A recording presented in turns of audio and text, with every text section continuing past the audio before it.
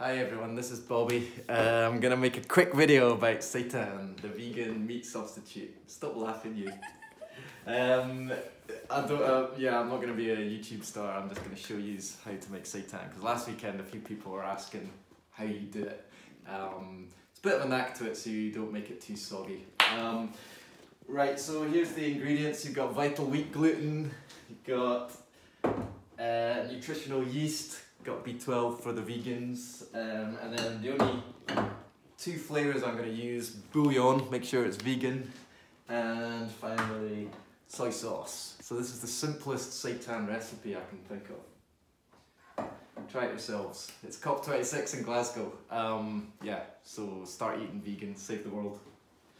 And I'm gonna make it in just a pot like this, and I'll put it on to boil so you can see that. So here we go, it's going to be very fast. 2 cups of vital wheat gluten, basically just processed flour which gets stretchy and chewy and tasty. Nutritional yeast, put in 1 cup of that. If I'm all organised, I'll put the ingredients down below. Cup of nutritional yeast, okay. And for the flavour, I'm going to put 1 thing of bouillon, but you can flavour it any way you want. Use a stock cube, use beef stock or chicken stock if you want, because usually it's vegan. Meat doesn't actually have its own flavour. Something I'll maybe talk about later. So 1 tablespoon of bouillon, and let's put in 2 tablespoons of soy sauce to get some umami flavour. There we go, that's basically all the ingredients. Let's just have a look at that. All you do is stir it together. At this point, if you wanted to make it like bacon, you could put in liquid smoke and smoked paprika and some spice, because bacon again doesn't have any flavour of its own. Meat is just flavoured by the chemicals people put in it, and people usually put a harmful carcinogen into bacon called sodium sulfate. That's another story. So to turn this flour mixture into seitan, I used to tell people to add boiling water. That's probably a mistake. I'm just going to use cold water from the tap and see what happens. Are you zooming all around, showing all the mess in the kitchen? That's probably a bad idea. It's about as tidy as a kitchen gets. Right, let's do that. Let's put in a cupful to begin with. There we go. And we'll just stir it around a little bit. Okay, maybe we should put it down on the table, in fact. So, starting to get there. As soon as you start adding the water, it's going to start clumping together nicely like that. So, let's just add a little bit more, and then I think we'll be able to just form it into a nice kind of mass that we can then chop into steaks. Okay, a wee bit more water. So I'm going to go for about 1.5 cups.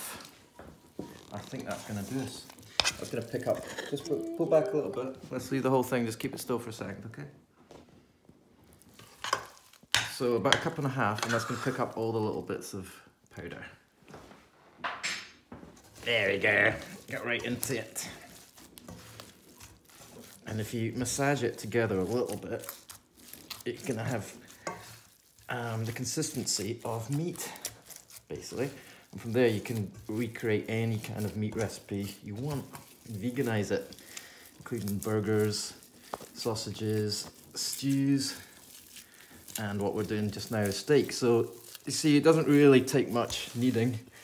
I think some pros like to knead it for 10 minutes, but if you don't add too much water, you can get quite a firm kind of consistency there. And remember to wash your hands. Wash your hands, yeah, before you started. I definitely did that today. But vegan food, you've got way less chance of picking up a nasty which gets into meat, like E. coli. Sorry for you meat eaters, speaking the truth. So you see that? That's quite a nice, usable, stretchy lump. It's going to look more like meat when you put it in the oven. Yeah, it will.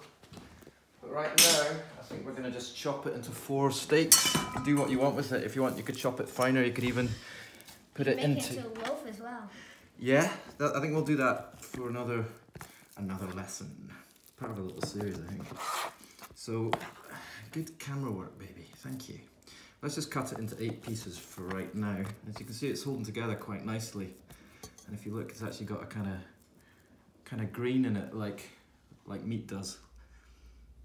Yeah, I haven't It's a bit eaten blurry meat. though. Yeah, I haven't eaten meat for a while, but that's what you get in steak. You get kind of layers of fat and tissue. You've never eaten steak, have you? No. No. Vegan for life. Okay, so let's turn it into 8 kind of cubes. If you want, you can just flatten them a little bit, but it doesn't make that much difference. I guess it will hold that kind of shape. Yeah. Yeah. And I'm just flattening them so that the water covers them a bit better when we add water. And then you've got quite a nice shape for frying them when you've got your steaks ready. So we'll just put them in the pan. The reason I'm mixing I put all the vital wheat gluten into the pan itself rather than a mixing bowl is because seitan is quite sticky, and the vital wheat... You don't need a knife for it that much.